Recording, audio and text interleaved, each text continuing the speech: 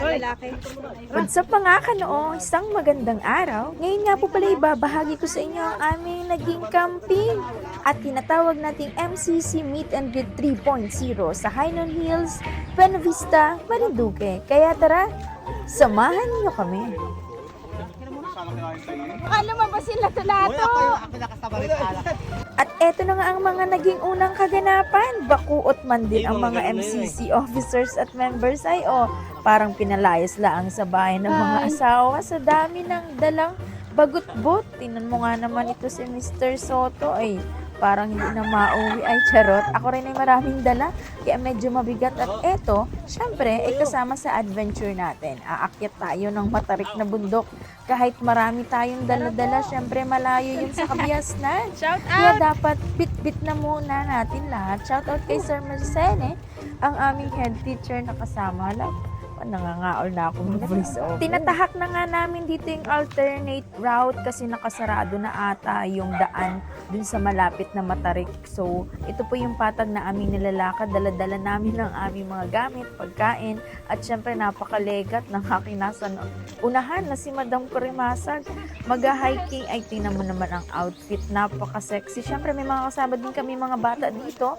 Salamat sa inyo yan. Tinulungan po kami magbitbit ng mga ariganas at mga daladalahin paakyat ng bundok kasi hindi talaga namin kaya yan. Shout out din sa mga officers na napakasisipag at talagang dinala lahat. O tinan mo nga naman, para mag-deliver lang ng parcel. Ayo, ito nga po pala yung part na sobrang taas na kaya ang hirap na dito kumuha ng video at talagang masakit sa binti. Buti na lang sanay tayo sa pag-jogging at sakit ng katawan. Kaya basic na lang din ito pero talagang hal-hal po tayo sa pag-akyat kasi nga mainit at summertime na. Nakarating na nga tayo sa first station at unti-unti na silang umaakyat. Shoutout kay Seven Moon at ang ating, ayan, napaka-sexing si Madam Jessa. At sa kasama nating couple dyan na mga laugman din. At syempre rito kay Kabundok Vlog na nalaglag ko yung mineral water. Ay,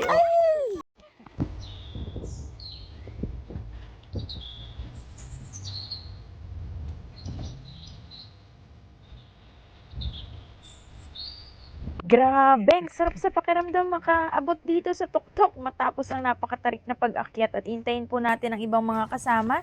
At syempre, eto na nga, pupunta po tayo sa pinakamagandang spot kung saan meron po tayong masisilungan dahil sobrang init po dito. Kita nyo naman kung gaano katirik ang araw dito sa taas ng Highland Hills. Shout out sa mga taga Malbog dyan. Salamat sa permisong binigay sa amin at sa pagpapanatiling malinis at maganda ang Highland Hills na ito na ating ipinagmamalaki. At syempre, para sa mga gustong umakyat at mag-camping din dito, napakagandang camping site. Alagaan po sana natin ang ating kalikasan at huwag po tayong mag-iiwan ng ating mga basura kasi meron dito mga part or ibang lugar na talagang iniwan ang kanilang mga kalat. Sana po naman ay umakyat tayong malinis, dalhin po natin pababa ang ating mga sukal. Sa pagkakataong ito ay nagtatayo na po kami ng trapal para merong masilungan sa ilalim ng tirik na araw. Yan, buti na lang marami tayong mga kasamang Boy Scout dyan na talagang pinagtulungan nilang malagay yung ating trapal. At syempre kahit tirik po ang araw ay masarap ang hangin dito. Napakalakas at so refreshing talaga. Tingnan nyo nga naman, pag nag-meet ang sky at ang nature, ang bundok, napakasarap tingnan. Thank you nga rin po pala sa ating mga ka-member dito na talagang nagdala ng pagkain.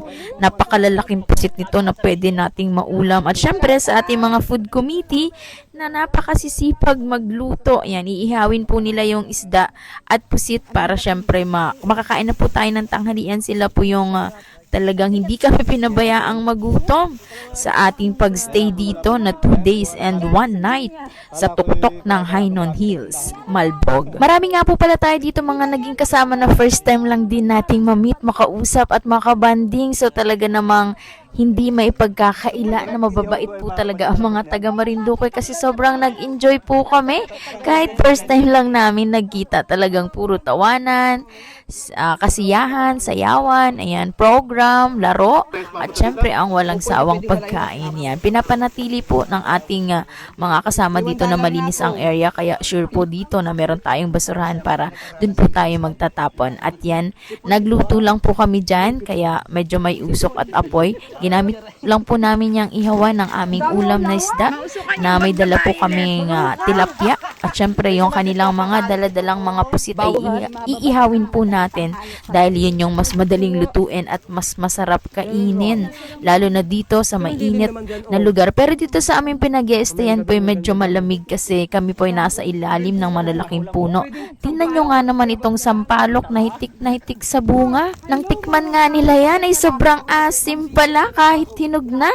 So naisipan namin na yung aming ibang dalang isda tulad ng mga galunggong ay amin pong sasaingin, sinain sa asin or paksiw. Nagamit po yung mga maasim na yan na talagang napakasarap.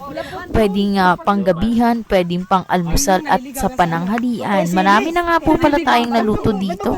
Tulad ng inihaw na talong, ayan, meron pa kaming bagoong at syempre nakasalang na rin itong ating pusit.